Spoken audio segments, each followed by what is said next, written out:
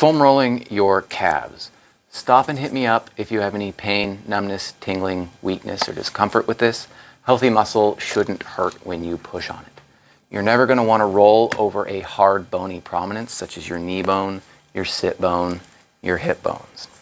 To roll well, you're going to want to roll parallel in the direction of the fibers of your muscle.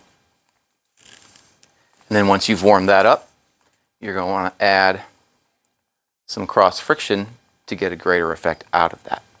Notice that I'm using my leg to support myself so that I'm nice and safe, as well as keeping my shoulder open and not collapsing so as not to hurt my neck and some other things. If this is easy for you, you can add more weight by adding the other leg on top. And again, we're going to want to go back and forth across those fibers.